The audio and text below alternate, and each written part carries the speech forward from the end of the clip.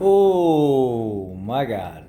Some of the people that I see on YouTube that pass out information, I swear to God, I often think that maybe they took no common sense or just dumber to a completely different level. And I'm not saying this to really be mean, but I'm saying this to be honest. Some of the shit that I hear on YouTube is, oh my God. Especially guys that are DIY guys that have never really done anything mechanically outside of like, I don't even know how to put it, to be honest with you. Earlier, I ran across the guy's channel and it reminded me of something I wanted to talk about. But I actually ran across this guy's channel a week ago. And he was showing people when you pull off the high pressure fuel pump on the 1.5 liter Ecoboost engines, he was getting these like fuel codes, sluggish running and stuff like that. I'll tell you why.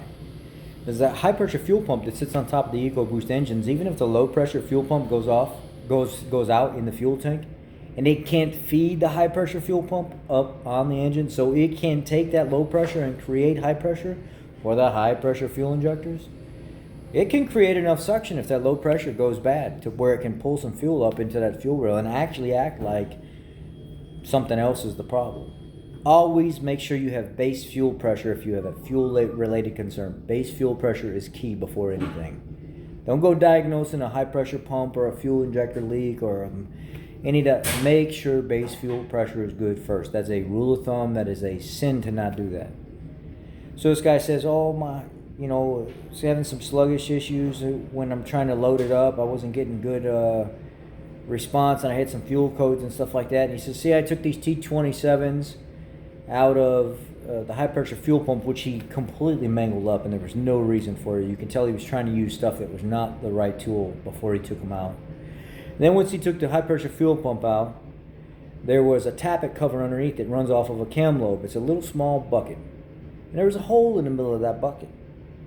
And all that material for that metal that rides up and down on that cam lobe is in the engine. It's in the oil.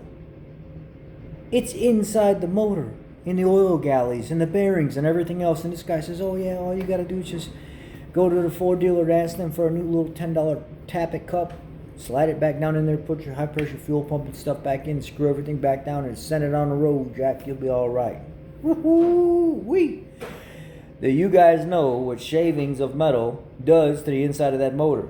I literally had a girl come in that was going 8,000 miles on her oil changes because she was a traveling nurse. But she had a lot of stop and go traffic. Well, one time she went almost 15,000 miles and she came in with these fuel codes. Same situation this gentleman's talking about. I pulled that high pressure fuel pump out of the top of that motor, and there's sludge all over in this valve cover area. I could see it down underneath the cam and stuff like that. And I'm thinking to myself, what in the hell is wrong with you? Woman's making over $30 an hour as a traveling nurse, 12 hours a day, and can't even stop and get the vehicle maintenance that's getting her to these jobs where she's making this good money. And then comes in and says, I don't know what's going on. I tell you what's going on. You're not maintaining the vehicle.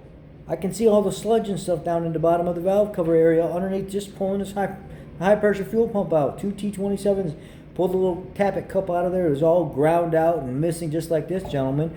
And I can see all the sludge down in there. I tell you what's going to happen. All that metal's down inside your engine, and all that sludge and stuff built up is circulating with that metal. You're not low oil pressure codes, everything. I wonder why. I wonder why your motor's probably going to go. Well, I says, no. Just put a new high pressure fuel pump in it and put a little tappet cup in there and send it on the way. Okay, I'll do exactly what you asked me to do. It's going to be about an hour labor because there was nothing to it. I didn't take much time for diagnostics because as soon as I pulled the dipstick and seen the color of the oil and I had fuel codes, I went right to the high pressure fuel pump and pulled the high pressure fuel pump, and you could see exactly what's going on inside that motor. It's a tall tale sign. So on top of that, I'm talking to this girl, got her vehicle all running and stuff like that, running a little bit sluggish. You can tell something's not right. Send her on the way. She gets on down the road, and then the vehicle breaks down. She has it towed back to the dealer 35 miles away. So what happened? I don't know. Oil pressure light went on and started acting running real sluggish. Maybe it has something to do with what you did. And I said, oh, what I did. I mean, what you told me to do? To replace the part that was wore out, put back down inside the vehicle, and then bolt the high pressure fuel pump back down? Do you think that high pressure fuel and stuff and running a little hotter and trying to make more power now that it's getting proper fuel pressure with the clearances of that tappet being back up to spec kind of started moving things around? And you fucked yourself. In the bottom of that cup, you could see a black, tarnished, coked up ring. The same ring that was in this gentleman's video that he was telling people, oh, just put a new cup in it, put a new high pressure fuel pump in it. I'm not the type of person to go to somebody's channel and trash their channel. But I am the type of person to stop other people from getting abused by somebody else that puts out bad information or may not know no better. So I had to explain to this gentleman, which he later deleted my comments. And I said, I can tell right now that high pressure fuel pump, that tappet cover, didn't wear out because it was too much pressure on the spring like you were talking about from the high pressure fuel pump.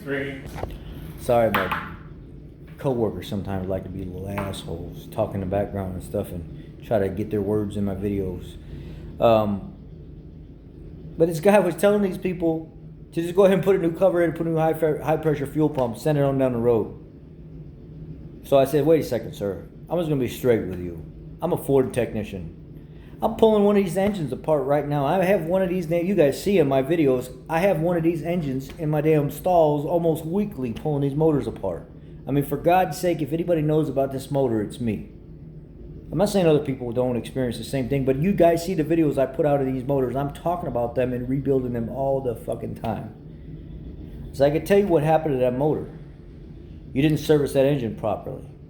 You look like you got work boots on and stuff like that. You probably work and you're gone a lot. You probably forget about the small things like maintenance in your vehicle. So when you showed that cup with the hole in the middle of it, you know that ring that sits all the way around the outside, how varnished and tarnished and coked that was? You know why that happens? That happens because that's lack of maintenance. Detergents have broke down inside that oil, and it's now coked up and tarnished inside that those tappet covers to go all the way around each one of those valves inside that engine. And that tappet cover sits on the cam lobe for the high pressure fuel pump. And just taking a new tappet cover and throwing it inside that hole and bolting the high pressure fuel pump back up did what? Probably dislodged more stuff because the engine's going to get a little hotter. It's going to move things a little bit better. It's going to misfire and hesitate some. And you're moving that metal around inside that oil. Now it's going to get in your rod bearings, your main bearings. It's going to get all over inside that motor. And then you're going to have all kinds of oil pressure problems as it goes ahead and rips different parts of metal away from bearings and embeds itself. And then you're going to score up your journals and stuff all over the place. It's going to get all over the fucking place. And you're telling people, oh, just go ahead and put a new tappet cover in there and put the high pressure fuel pump back on, bolt everything back down. Just send it down the road, baby. Send it down the road until you need me. Until you need me to fix what you screwed up. True story. Now let me go out there and show you what this is, what we're talking about here. Here we go. You got a T27 right there. You got a T27 right there. This is a 17 millimeter nut. Back it off. Pull this high pressure fuel pump out. There's an O-ring underneath it. And right underneath that O-ring, or there's a spring in the bottom of this that moves up and down.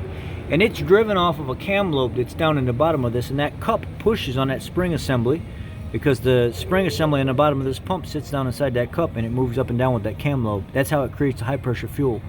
What do you think happens when that cam rubs a hole in it and the bottom of this is now exposed to rubbing into the bottom of the camshaft lobe? Yeah, all that metal's in your engine. Be careful who you take your advice from, please. Ask me questions. I'll answer them correctly.